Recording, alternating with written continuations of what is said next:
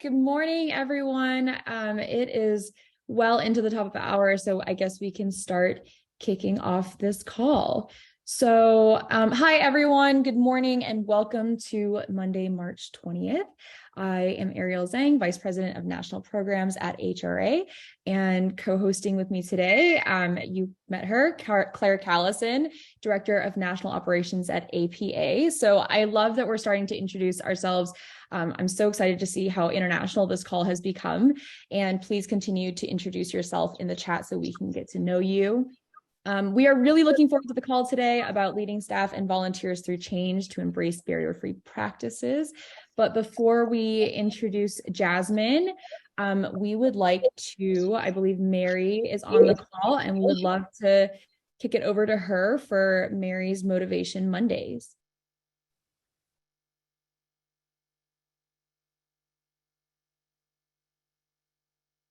Mary, are you on the call? Mary's not quite here yet. So she's not quite here yet. Okay, we'll give her a couple more minutes and start with national updates. Yeah, she just popped on.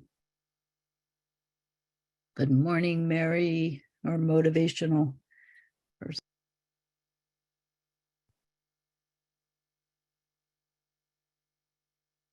Let's give Mary a couple minutes to settle in. I'm here. It's okay. Okay. Hi, Mary. Hi, Claire. Hi, Ariel. Hi. Oh, let me just take a deep breath. Amber F, Bobby, Irene. It's so good to see all these wonderful, familiar faces and a lot of new faces as well. I don't do this that often, and I really appreciate having an opportunity to speak to you all today. And, you know, it's just, the world continues to be such an interesting place for us to occupy it.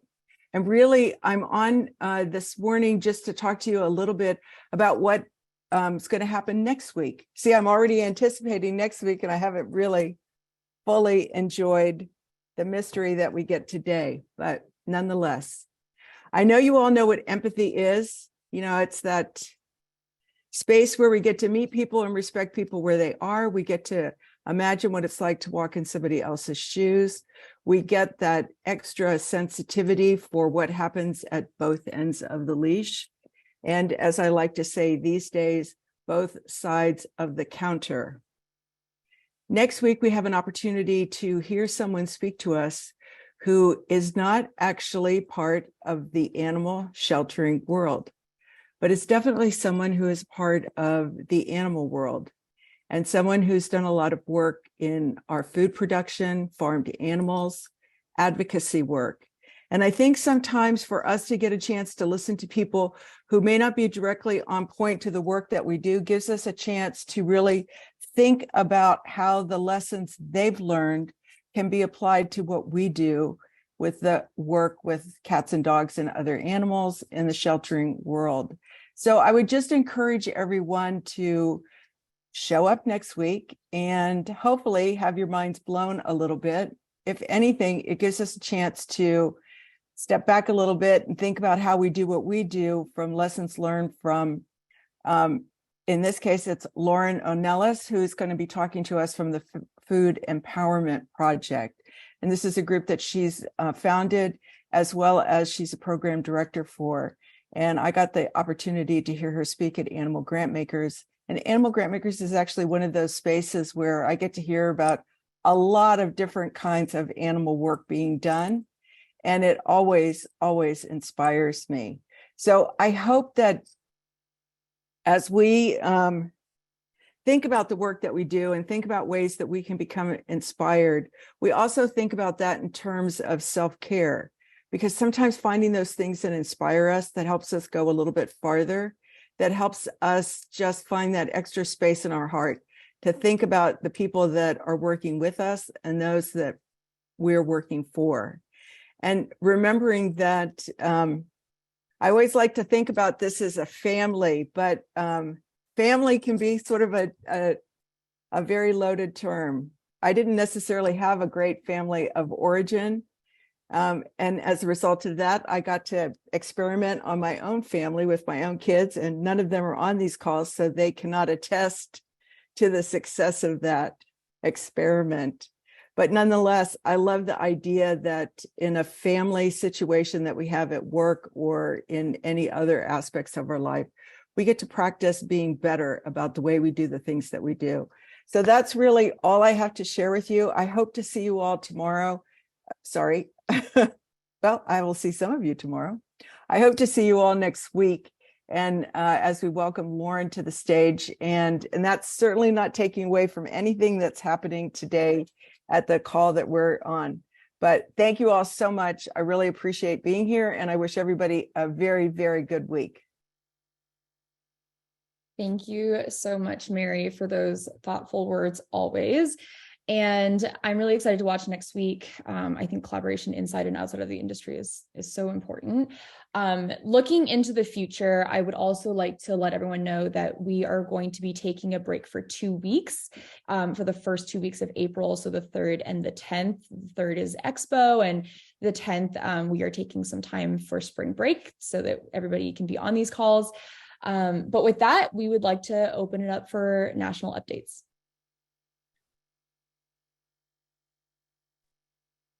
I'll jump in first. Hi, I'm Sheila Segerson, veterinary behaviorist with Maddie's Fund. Want to announce that at the end of this month, the Human Animal Support Services Behavior Job Alike group is going to be meeting to talk about the behavior section of the 2nd edition of the Association of Shelter Veterinarians Guidelines for Standards of Care in Animal Shelters. That was released at the end of 2022. So I'll put a link to it in chat, but would love to see some of you there. Allie, jump in. Hey everybody, it's Kathy from Canada. Just a reminder that the Humane Canada Summit for Animals is coming up in like 6 weeks. It's crazy. It's in Victoria, BC, and we hope to see as many of you as possible there. Thank you very much, Allison, for putting the link in the chat. Hello, everyone. Happy Monday. It's Allie from Good Pup, and I'm just stopping by to announce our next upcoming webinar that's happening this coming Friday. The topic is going to be on overcoming barking struggles. And just as a reminder, these webinars are free and they are open to everyone in your organization and your community, including staff, fosters, volunteers, adopters, anyone that you want to share them with. So I will put the link in the chat and we hope to see you there.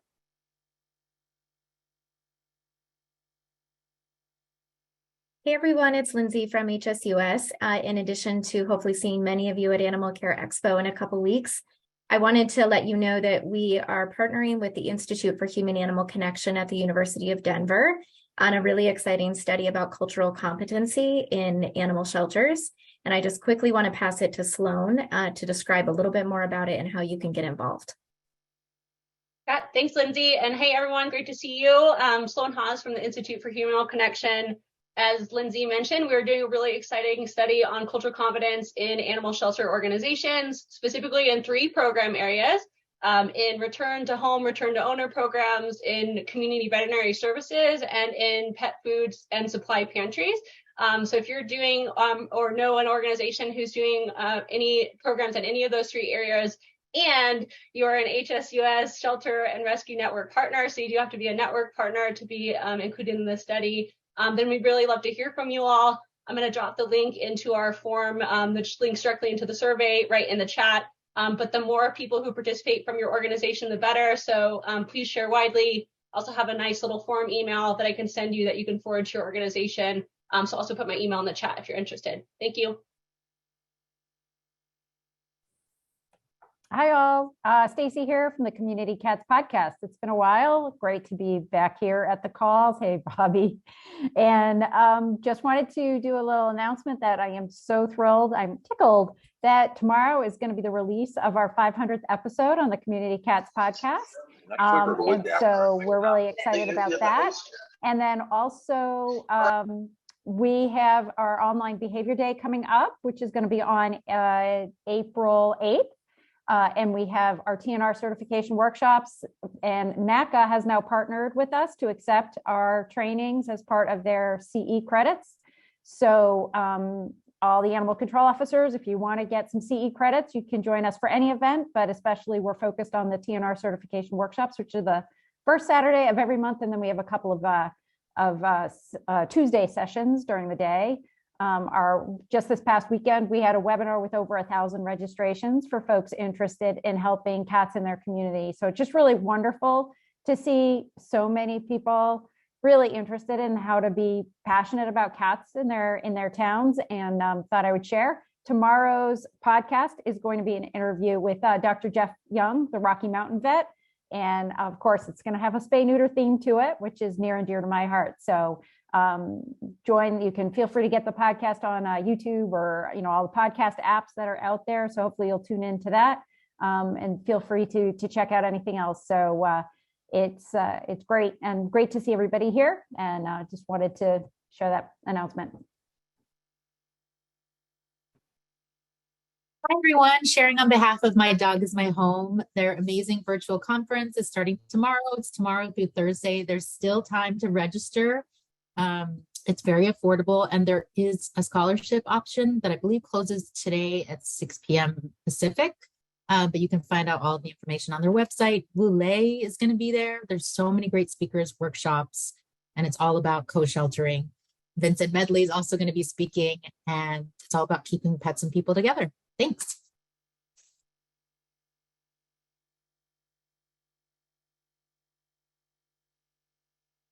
Any other updates? All right. Well, first of all, I really love that Kathy Duncan claps for everybody, really bringing those friendly Canadian vibes to the call. Appreciate you, Kathy. And with that, I will kick it over to Claire to introduce our speaker.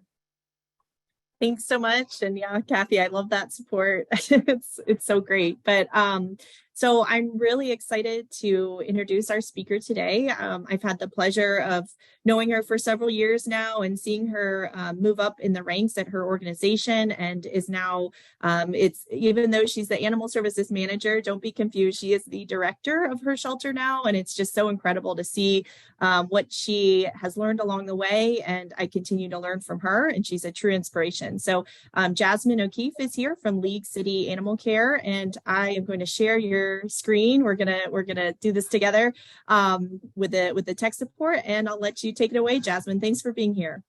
Actually, Claire, I think I can do it. I have the button now, so let me try. You got it. it. Awesome. So when you see share screen, if you wanted sound on those couple clips, just hit that share sound. You might have seen that, but if not, I know you can do it without sound too. Oh no, it's asking me all these privacy stuff. Never mind. City do you? Okay, got it. All right, I got you. Here we go. Oh, and I should have taken my own advice to share the sound. Here we go. All right. So I'll get started. So hi, everybody. Like I said, I'm Jasmine O'Keefe. I'm the Animal Services Manager for League City Animal Care. I just want to throw it out there too that I am an introvert. So I tend to talk super fast when I'm nervous. Please tell me to slow down or ask questions as I'm going through this. So let's go for the next one. Introverts Unite. Yes, Lindsay. All right. So I was born and raised in Baton Rouge, Louisiana. Everybody going to the Animal Care Expo, I will be there. Hit me up. I'm having beignets every day. So if you want beignets with Jasmine, holler at your girl. I'm eating them. And then probably crawfish at night. So anybody's doing crawfish, I'll teach you. Never done before, fine. Yeah. So I graduated from LSU, and I like to really point out too, while I was a student there, I really had the opportunity to work as a vet tech, which a lot of people do when they're trying to get into shelter medicine or veterinary medicine. And I was really fortunate to work at a clinic that was low cost, high volume. So with that said, we had 7 veterinarians that worked there. We had 20 or so techs. We had like a hospitalization, but we were really low cost. And I mean by like, if you had a dog diagnosed with parvo, it was like a $200 deposit for the week, and we would probably give you money back. So I was really fortunate to learn a lot of shelter medicine tips and tricks at the time. I was able to really start getting involved in like rabies clinics, free rabies vaccines, free spay and neuter clinics, like all of that good stuff. So that really kind of motivated me to kind of gear towards more working with people than actually doing medicine. Plus, I hated math. I just want to throw that out there. I don't like math. You're a bad doctor if you don't like math, and I don't like math. So I went towards that. So after I graduated, I moved to Texas, and then I really wanted to get back into working with the community. So that's when I applied to be the volunteer coordinator at League City in 2013. And from there, I was the first volunteer coordinator, so I was lucky to kind of start that program from scratch. And then in 2020, my other shelter manager retired, so I took over her position. So that's where I'm at now. And next clear. All right, so a little bit about League City. So we're East Texas area. We're about 30 minutes from downtown Houston. So we're south of Houston. We are surrounded by like other smaller cities in between. We have about a population of 118,000. We are municipal, so we're government, and we do have animal protection coming out of us. Used to be animal control. We just recently changed it to animal protection. We are under the police department, so my direct supervisor is the assistant chief of police, and we have a really supportive police department, and I want to just give a shout out to them because I know other people may struggle with that, and I'm really lucky to have what we have here. We have 15 staff members total, and that includes the 4 officers. That includes me, admin, coordinators, animal care techs, everything. And then in 2020, we took a little bit over 2,700 animals intake. So I think it was around 2,750 or so. And I just wanted to include we just started doing this to kind of be, again, more transparent to the community. So it has a little bit about our volunteer hours. We do dog day getaways, just kind of giving a more transparent view of what we do here. All right, so jumping into the discussion. So barriers. I always like to say I took this position, and like Claire said, I met her years ago because I was doing a lot of apprenticeships. I was doing any webinar I can get my hands on as a volunteer coordinator, and I was really trying to learn. And so when I took over the position, I was like, bright-eyed and bushy-tailed. We're going to do all these community events and all these programs. It's going to be great.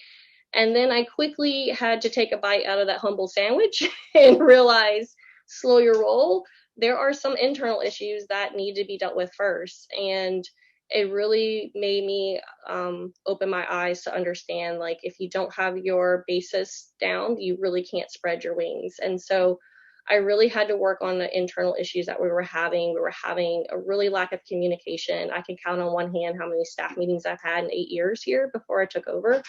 So we never talked. It was everybody was doing their own thing. We had no written protocols or procedures. We just kind of were just doing it. And that made for a lack of trust within our team. And it's really going to be hard for me to build trust with the community and us if I don't even have trust amongst our team members. So I really took a slow my roll and took a step back and started working on building our team and have more cohesiveness and communications. And it was even to the point where I got a banner made and I put assume positive intent in our break room, so they had to see it. I got a big poster of our workplace culture and put that in a frame, and I put that in the hallway for everybody to see. And then, of course, just opening that communication and talking with each other and having more meetings. And that's one of our team nights out. So we all went bowling together and, just trying to make it more of a team environment. And then I was able to start working a little bit more on bringing down those barriers within our community. So one thing I always kind of start with is having an open conversation. I am a very open person. I will tell you a lot about myself, and because I like to share my experiences and my journey, because there's other people out there that are like me. So like I said, I'm a Louisiana girl. I grew up super Cajun, backwoods, bayou, barefoot, all of that good stuff. And my dad, when I grew up, we had outdoor dogs that we threw scraps out to. They were chained out. I mean, it was so common. That's just how I grew up. I mean, I can go out there and play with them, but then I came back inside. They weren't inside dogs. If they got loose, they ran around the neighborhood. We'd get a phone call saying, "Hey, Buzz is over here, come get them." And we'd go get them. And that's how I grew up. And it wasn't that we didn't love them. It wasn't that we didn't care about them. It's just that's how we handled dogs. And so trying to give that personal touch on what I've gone through, and so that way you kind of have an understanding of others' culture and differences. And so some exercises that I did, and again, I stole these from people throughout the years. So if anybody's on here that I stole this from, thank you. I did the stand up, sit down exercise. So I had everybody stand up, and then every time that you answered yes to one of these things, you would sit down. So for example, I forgot to give heartworm preventative to my dog in the past, sit down. Or I have lied to my landlord about how many animals I have, sit down. And just kind of bringing that idea of there's the perfect adopter, and kind of breaking that image that we have in our head. I also did things like role playing for adoption applications. So again, I would take even scenarios of staff members or even myself and fill out like a fake application with no name, and then just discuss it as a group. And it was really an eye opener for all of our team to kind of see that, we're no different than our community, and we're no different than what's happening here. And even myself, I have lied, and when I applied for the volunteer coordinating position, they actually asked me, like, how many animals do you have? And I was like, oh, I've got 6 and I live in an apartment. I'm cool, and they're like, that's against the law. And I was like, well, then I have 2, I lied. I was just joking. I had 2. So we were all been there and done that. And it doesn't make us bad owners. It doesn't make us that we don't care about them. And then of course there's a balance. As much as I could, balancing that discussion and getting buy-in as much as I can. There's also, always say, the train is always moving forward, and either you're going to get on or you're going to get left behind. And it was one of those, we may not agree on this right now, but we're going to move forward. We're going to try it, and then we'll come back and discuss it more and see how you feel. So that's really how I kind of push to getting those barriers overall. Good, clear? All right, so one easy step, and I'm sure, again, you've heard this before, but start with your adoption application. It was what I was told to start looking at, and that's what I started doing. And I actually started doing that in my role as a volunteer coordinator, not just as the manager. I think when we first started doing it, we were 3 to 4 pages long, and that did include like the liability release that was included with it. That was just like the application, not even the contract. So it was pretty intense when I first started there, and I slowly start chipping away. And like I said, it took me, I started in 2013, and it was until recently that I was able to get it down to a half a page. And that's it's a big change, but it took that long to do it.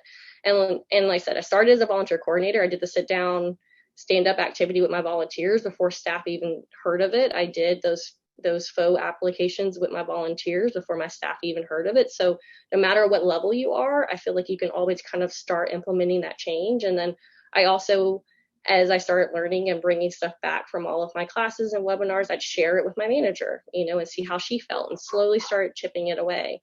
I think one of the biggest things that we did was removing landlord checks. That was probably one of the biggest controversies that we had.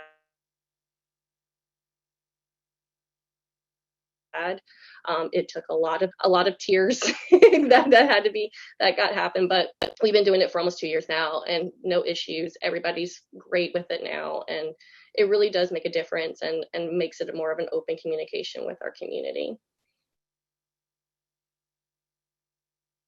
All right, and another big project that we did was Pet Pantry. So this again was another huge barrier that we had to overcome. It was completely shut down by our staff and some volunteers and our nonprofit, and even from the community when we first started trying to do it. If you can, it was very much we're spending taxpayer money, which we'll talk about. They were very much using our employee resources, just a lot of negativity involved in it. And again, it was a slow change. We actually started it as a drive-through once a month, and it was me, my animal services supervisor, who's right underneath me, and at the time our volunteer coordinator, and we just did it ourselves.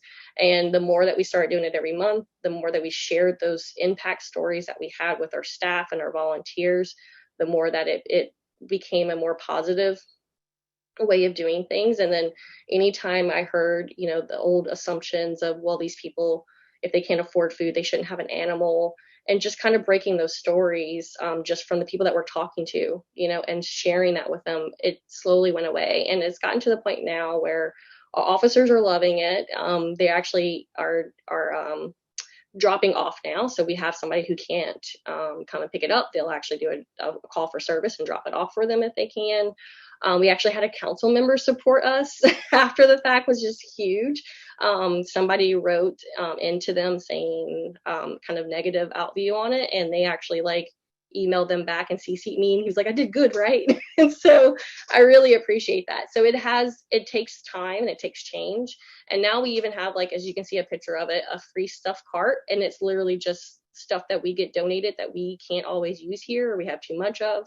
And it's just free. You come in, whether you foster or adopt. I know it says that on there, but pretty much the community, we're like, take it, if you need it, take it. If you want it, take it. And it's just another way to open up that bridge from between us and our community. So some lessons learned. I am very big about, I am human and I make mistakes all the time, every single day. And I always like to share those mistakes with others, so that way maybe you don't repeat them, or maybe you will, and that's okay. But one thing I know, when I first started really changing it, I really went in hard on policies and procedures. We're going to change these policies and procedures. And then I presented it to the team, thinking that we were already doing this stuff and it just needed to be in writing. And it was just like crickets. And it was a very awkward conversation. It was very hard to realize, well, maybe we're not there yet. And then learning to take a step back. And that's when I started having more of an open conversation to kind of really see where our staff was and what level we are before we started doing things, and then involving them more in the process. And that was really huge and helpful. We even started, and just to even basic communication beyond just staff meetings, we currently do something called the morning scoop. And so every morning we time for the morning scoop, and somebody goes do do do on our radio, and everybody comes in. And at first it was hard to get everybody. We had to knock on doors and pull and hey, come on, morning scoop. But now it's great. Everybody actually, they'll knock on my door and be like, are we doing the morning scoop? Just to kind of touch base on what's going on that day. And sometimes it's just frivolous talk, I'm not going to lie. And that's really hard to kind of swallow when you've got so much to do, but it is a team building time. And then a lot of it, we try to just I'm very open about what I'm doing. So I talk about, what I'm doing that day, so they understand why my door is closed that day, because I'm working on budget. Or, I always talk to them about the positions or budget stuff that I'm going to be asking for and get their input. And then basic stuff our foster coordinator say, I have this many appointments coming in. So just to let you know, these animals are coming in and these animals may be going out. And it's just really nice to get everybody talking. And we did have one experience, especially when we changed the adoption application, that volunteers were not necessarily go for, and we had an incident. And sometimes I had to jump in, and we did a quick town hall, and we just started a volunteer town hall. I just invited anybody. Emergency town hall tomorrow. Manager will be there. I will be present. I'll be there to talk this through with you and discuss it and see where we're going. And it just, as we talked it through, we realized it wasn't necessarily that it was our application. We didn't have enough barriers up. It was just the processes that we were doing it. And it really made the volunteers feel a little bit better about it. And we haven't had to do that since. So again, sometimes it's just about taking that time to do that communication, and then balancing time for change, and just, like I said, balancing that time of discussion, but sometimes just ripping off that Band-Aid and doing. It doesn't mean that you have to slow down progress just to get everybody bite on before you can do it. Sometimes you're going to have to kind of just rip that Band-Aid off. And then one thing that I recently learned from another animal shelter manager was repeat. And so anytime that there's I don't want to say any negative talk, but I kind of jump in and say, don't forget workplace culture, we're doing this, or don't forget we're doing open barriers because of this. And if a negative story comes in, I make sure I jump in with a positive story. So just kind of really always reinforcing it. It never stops. It's not like we've just made it to this, we're open barriers, yay. It's always a constant thing that we're working on. All right, in conclusion, so stay strong to your goals. That's one thing that I would definitely share with everybody.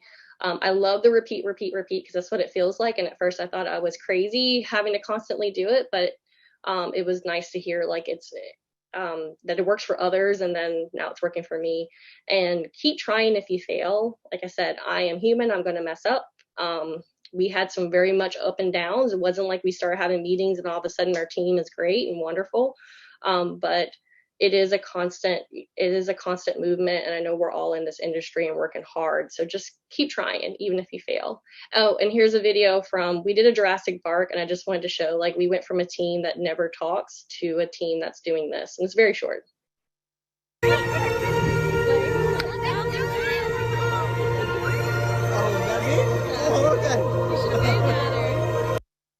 And I swear we had dogs there, but it was fun. And it was just a really fun team building.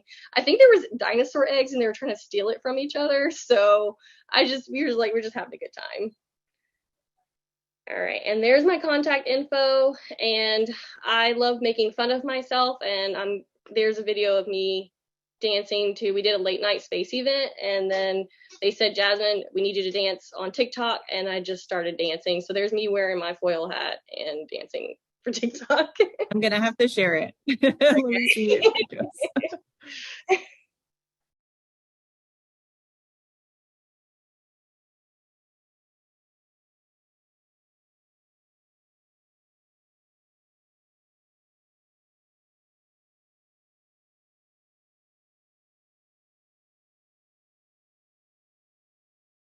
All right. So if anybody, awesome. And there's my dad joke at the bottom. My staff told me not to do it, and I kept it on there. So to them.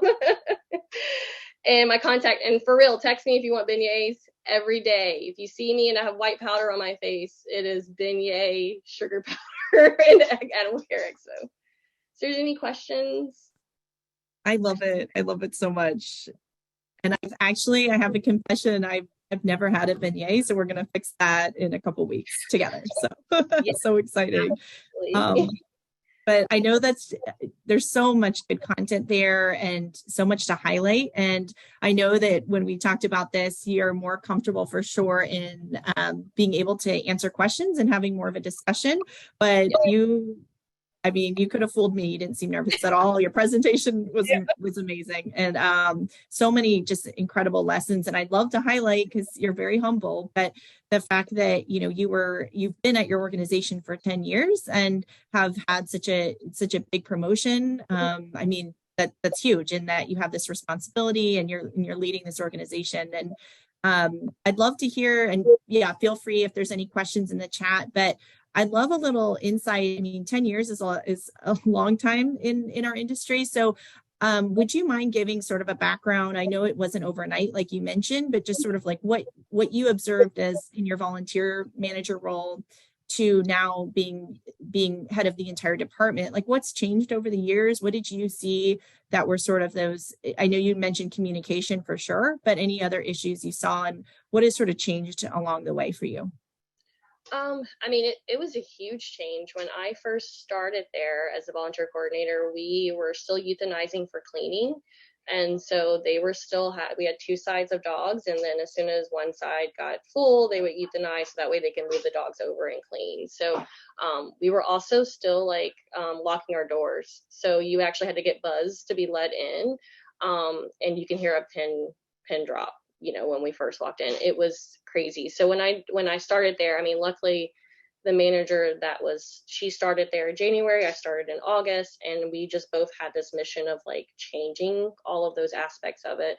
And it definitely grew. It was really hard. It was a really hard thing to kind of build up, but from that I started doing more volunteer, that was my job, volunteer stuff, volunteer programs, and then I slowly took on foster programs, and then I slowly took on social media, and then I slowly took on events, and then just kind of spreading myself as much as I can, just so that way we can make steps. And then a big change from the volunteer coordinator to management is just learning how to be a good leader. To be honest with you, it was a very, I don't want to say a humbling moment, but it was just one of those a nervous moment on being able to start changing from that role and really leading my team and feeling that pressure of this y'all are my responsibility, not just the animals, but you, and balancing that. And I'm really big about building up. So I am always big of telling my staff, like, in case something happens to me, you're learning this, like, and we're going to make sure that I share the wealth on this knowledge and learning that I've done all these years. Does that help any? Yeah, absolutely. I mean, over the years, all the change that you've seen. And I think that's important, that institutional knowledge, that you're not just keeping it hidden, that you're able to share that and train others. I know you don't always think of yourself, but I'm sure and I know you're such a mentor to the team that you're leading and to people even outside your organization. So that's huge. I wanted to ask one question about, when you're working at your organization and when you were volunteer services and you were seeing some of the barriers happen. I think some people on this call, you're a leader of your organization, but some people might not have the ability to make, or they feel like they don't have the ability to make the change, or they're not in charge of all the policies. What were some of the things you were sort of leading up or talking to your manager at the time about, like, how do you get those sort of incremental change that were happening, even though you weren't in charge of the entire department? And let me know if I need to clarify that. Oh, no, you're good. I'm trying to think. Like, I think, I'm going to be open about it. I was really lucky that I had a manager that listened to me and listened to my thoughts. Did she always change them? No, but I would kind of bring them back. Again, I think that repeat thing was kind of going on even when I was doing that. And then when I didn't have that ear, to kind of chat into, then that's when I really relied on my volunteers and really pushed, like, my meetings, and I did, training with them. And even though our staff wasn't really getting a lot of training and webinars, I would do that for my volunteers. Anytime I went to an apprenticeship and went with you, I brought all that back and I presented all of that stuff, and just kind of kept that going. And then, the smaller group of people that I had that would listen, eventually it would grow and grow and grow to the point where it spread, and then the staff would kind of get involved, and then the manager kind of had to listen, so it's just a matter of,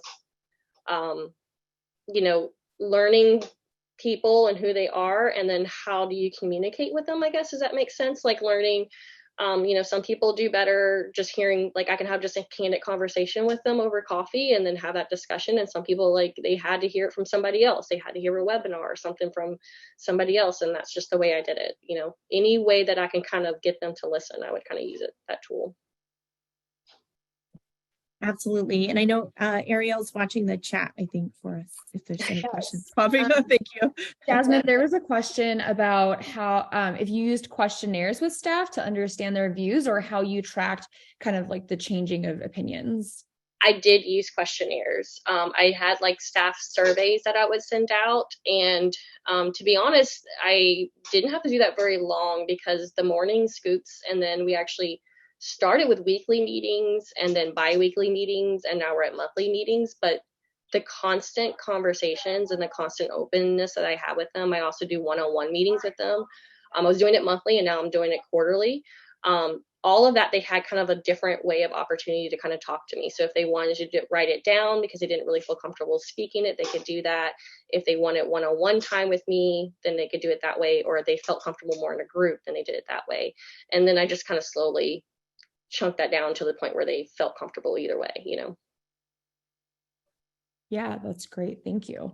There's another question around how volunteers can approach leadership if these barriers are in place, or just people externally to the organization, if you have any advice for them.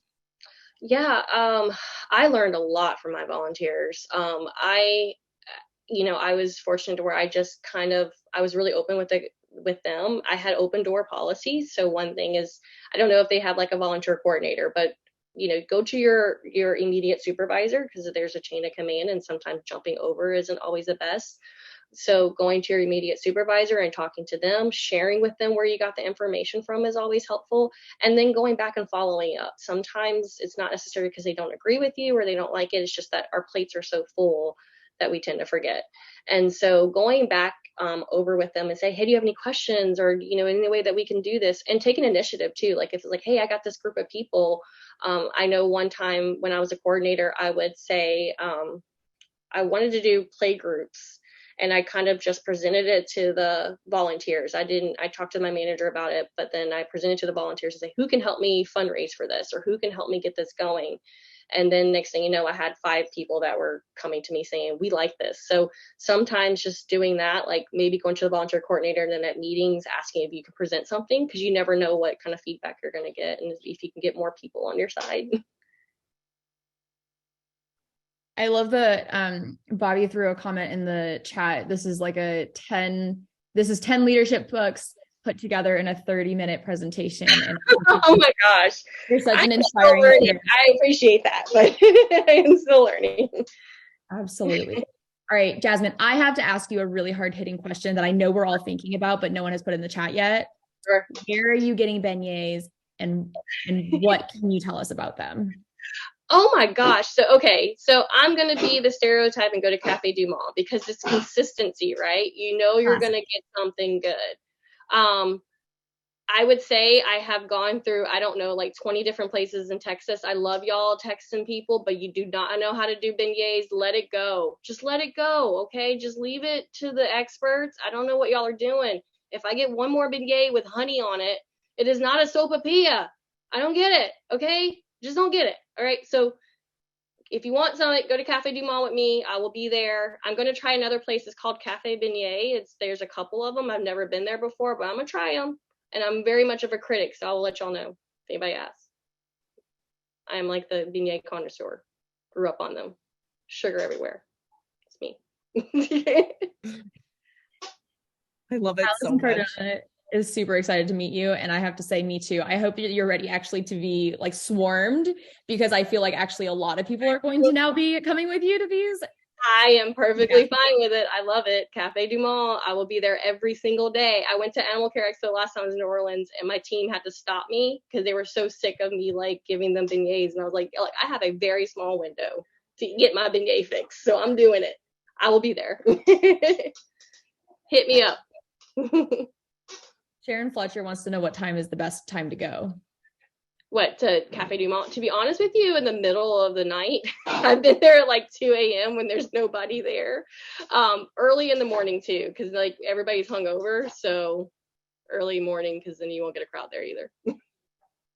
Amazing. I love these tips. Yeah. I didn't know they were all night. That's amazing. But Sharon, okay, so this is a good question that I really wanted. I'm trying to find it. There it is. Sharon again, going back to your communication style, but do you think your method of communication translates to how your team interacts with the community? That was a good question. Yes.